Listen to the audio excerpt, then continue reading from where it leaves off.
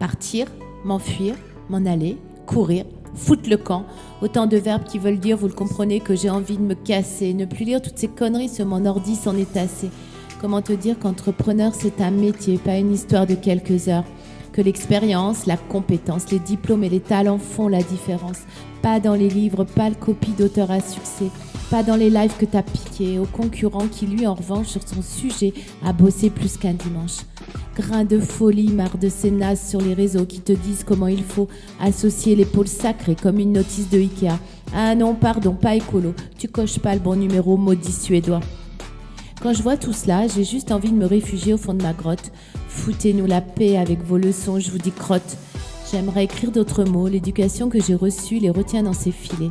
Ah mince, encore un truc qu'il faut péter si tu veux être à succès. Entrepreneur spirituel, j'ai mal au cœur. Dans le manège, je veux plus tourner trop de hauteur. Entrepreneur matériel, j'ai plus d'argent. De ma tirelire, je t'ai tout donné pour tes diamants. Je veux des couronnes et des champs de blé, je veux galoper dans les bois et les prés, sentir l'odeur du foin du mois de juin, je veux me foutre la paix avec toutes vos clés. Je veux juste parler de mes talents, de mes élans, je veux que tu saches ce que j'ai appris d'être vivante. Je veux juste partager mon expérience, je veux juste que t'aies confiance, je veux juste aller plus loin que le bout de mon nez, au-delà des mots marketés sans ChatGPT. Entrepreneur spirituel, j'ai mal au cœur, dans le manège, je veux plus tourner trop de hauteur. Entrepreneur matériel, j'ai plus d'argent. De ma tirelire, je t'ai tout donné pour tes diamants. Je veux voir des gens qui parlent pas de tout le temps, qui partagent leur passion comme s'ils avaient conquis le Graal. Je veux entendre des femmes et des hommes qui œuvrent avec le cœur, pas des agenceurs, des faux mendiants, nouveaux tyrans qui ouvrent le bal aux faux semblants, aux bien-pensants, à la morale, à des pratiques qui depuis la nuit des temps existent. Comme il est dit dans les écrits, sortez les marchands du temple, va à l'église, mais n'en fais pas état. Garde tes coutumes et si les guides guident tes pas, ferme-la. C'est personnel, pas besoin d'en faire une affaire d'état.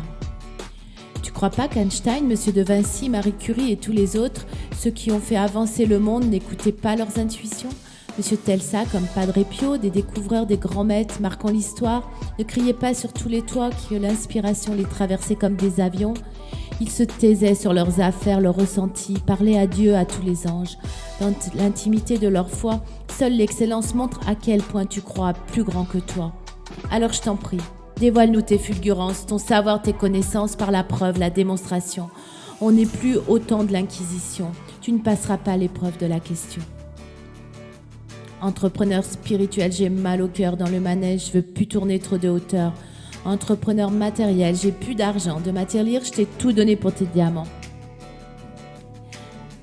La morale à cette histoire, s'il y en a une, et encore une fois je me mets dedans, c'est que si tu ne lis plus dans les runes, mais que ton chemin, ton enseignement forme un tout cohérent avec ce qu'il y a de plus grand, colle avec les besoins de tes clients, que tu as le pas de plus, alors c'est cool.